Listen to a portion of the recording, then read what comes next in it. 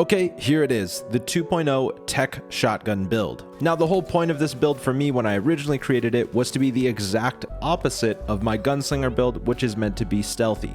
This is meant to be loud, aggressive, and get in people's faces. And honestly, after getting through 2 waves of MAXTAC, I felt like I could go on forever if I didn't end up with an immortal netrunner. So I'd say this build is feeling pretty good right now. Now, this build used to be called the smart shotgun build, but honestly, once 2.0 dropped, I ran around with this build with a smart shotgun, and it just didn't work for me.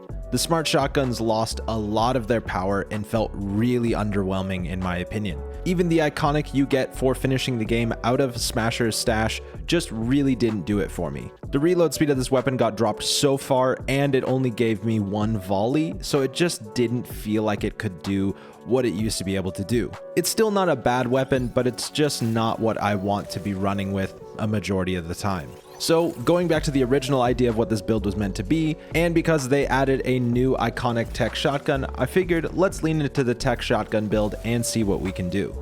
Now, before we get any deeper into this build, I do want to thank this video's sponsor, NordVPN. So in Cyberpunk, we're told about this thing called the Black Wall. It's something that Netwatch set up to keep rogue AIs separated from the everyday internet. That way people can stay safe. And honestly, NordVPN is doing the same thing for us. Virtual private networks, or VPN for short, allow you to surf the web while keeping yourself isolated in a way where no one can gain your information. Keeping yourself safe, especially in today's world where AI seems to be growing at a rapid rate, I think is a very smart decision. But you know, let's talk about the things that make VPNs actually a lot of fun to play around with. I'm sure you all know by now that changing your country of origin in a VPN allows you to access different libraries in different streaming services. But being the YouTube nerd that I am, I found it's actually really fun to change my location to a different country and then click on the trending tab on YouTube and just kind of see what that culture is looking at.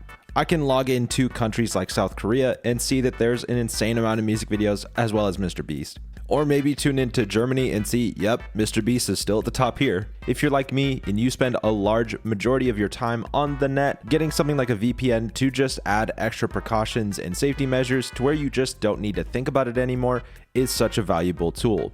So if you'd love to give Nord a try, make sure to use my link that I'll be placing down in the description to get an exclusive deal on 4 months extra of a 2-year plan. Thanks again to Nord for sponsoring the video. Now let's get into the details of this build, starting with the perks and attributes. Because this build is meant to be loud and aggressive and actually avoid using stealth, I just don't invest into cool at all. Now, because the difference of 17 to 18 really does nothing for the intelligence skill tree, I decided to put 1 point into cool just in case I wanted killer instinct, better movement while crouched, and or road warrior if I want those perks. But as you can see, I'm not even using them. So getting into the perks, let's go over probably the most important skill tree, which is body. As you can see, I've almost completely filled this thing because this is a majority of the perks that I ended up using to not only keep myself alive, but do damage with shotguns, and also blunt melee weapons are just a ton of fun to goof around with. The throwing people finisher is one of the best things ever, as well as the ground slam is a ton of fun. Now, the perks I didn't invest into was basically the ones that involve me blocking, because let's be real, after you do a slam attack, you just kind of smash them on the ground, and I find I don't really block ever.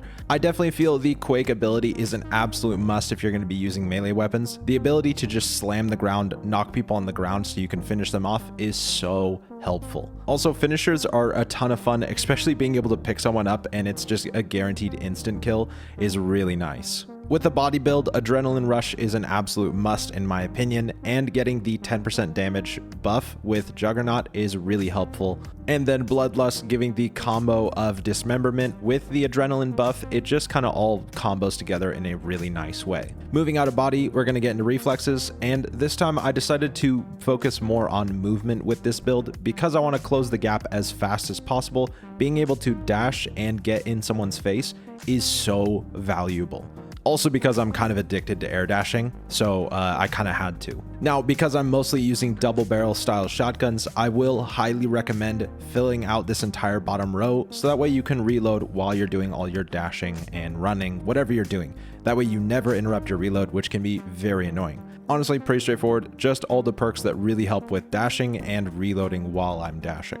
Next, our goal is to survive, which means we need to be able to take a lot of damage, so of course CYBERWEAR is an absolute must, so I finished it out by getting all the way to Edge Runner with a tech ability of 20. Now, somehow I didn't catch this and you guys pointed it out to me in my gunslinger build, but you actually want to keep these perks filled in, otherwise you'll lose some of these stat points in your CYBERWEAR tree, so I'd recommend keeping these filled in. I also filled in Chrome Constitution because I do have all the skeleton slots filled in, and I don't have Cyborg because I don't have all CYBERWEAR slots filled. Cyborg was another mistake I made in my last video. I didn't read the full thing for some dumb reason and didn't realize it required all slots filled, but honestly, almost everything else that you want filled in. Now, because I am in people's faces a lot, I did get a couple points dealing with health items and the recharge rate of them. I would love to get a couple more points, but honestly, I've spent so many perk points with this build that I just don't have enough to go around. I did obviously fill out the tech tree because I am focusing tech shotguns, and the bolt ability is one of the best abilities for tech weapons in my opinion. It's so helpful. If you're going to stick with tech shotguns like me, I would highly recommend filling this in. And lastly, intelligence. Even though I have it filled out, there's really no purpose for this. I did goof around with smart shotguns for a little while, trying to see if I could still make the smart shotgun build work that this was originally built to do, but I just never found a combo I really liked. I even tried the double barrel smart shotguns that would autofill the weapon every time you swapped, and so I could just shoot volley after volley, but its rate of fire just still wasn't enough. Its damage output just still wasn't enough. So although I would love to get this smart shotgun build working the way I originally built it, I'm still very content with the tech style that I'm going with now. And lastly, the relic skill tree, you can fill it all in, but I'd say the most important ones that you should focus first will be the vulnerability and of course the limiter removal. Being able to charge a shockwave with gorilla arms is really good for this build. Now again, I just haven't gotten all the perks, but you can fill in this whole skill tree, so it doesn't really matter. Now let's move over to CYBERWEAR and what I'm using for this build. A majority of the CYBERWEAR I did end up choosing was because of the body attunement, basically giving me extra health for having it equipped, as well as tech attunement for armor.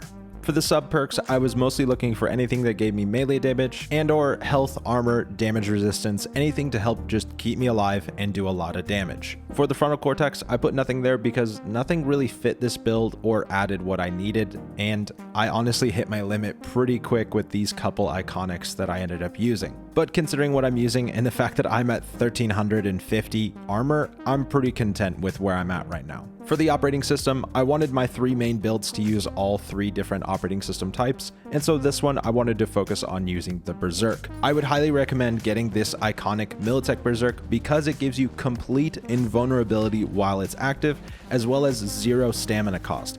It lets you just kind of go insane for a little while, and at max level, it only takes 25 seconds to cool down, which is actually incredible. Next for arms, of course I went gorilla arms. Now, the face category, I ended up going for the Oracle Optics because of the extra health that they give. For the skeleton skill tree, I went for the most amount of health and armor buffs that I could get out of these, as well as the dense marrow for the extra melee damage. For hands, I left the smart link because I wanted to be able to use the smart shotgun that I originally built this build around, and I used the micro generator, which gives 300 electrical damage after reloading a weapon. Because we're using double barrel shotguns that need to get reloaded a lot, we'll get that electrical proc quite often. For the circulatory system, it's mostly things to just keep me alive. Second heart in case I go down, heal on kill, getting health for every kill, very valuable stuff. I also went for the micro rotors because the increase in attack speed when my Berserk is active is just something that I wanted.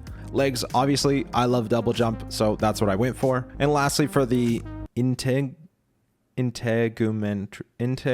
In this section is where a lot of my CYBERWEAR cost comes from. Using these two iconic pieces for the insane amount of damage resistance and armor was extremely valuable for this build. And finally, because we're mostly using tech weapons, cellular adapter at a max level 20 in tech will give 10% tech weapon damage, which is extremely helpful. Again, the point of the CYBERWEAR for this build is to dish out a ton of damage and have an insane amount of health and armor. Now, finally, let's get into the clothes and weapons that I'm using for this build. The only two pieces of clothing that I'm wearing that actually have stats is the helmet and armor, just giving an additional 25 armor. Now, a lot of you guys did seem to want to know in my last build what the clothing I was wearing was, so I'll go through this one real quick. I'm just going to quickly go over each. You can pause to see what they are if you want to purchase them. The only piece that's a little interesting to get is this heat-resistant net running suit. It's a specific net running suit you can only find in the open world. If you're curious where to find this net running suit, it's in a small little shack under this highway here. And lastly, let's go over the weapons I use for this build. The one that ended up becoming my absolute favorite is actually just a basic Satara shotgun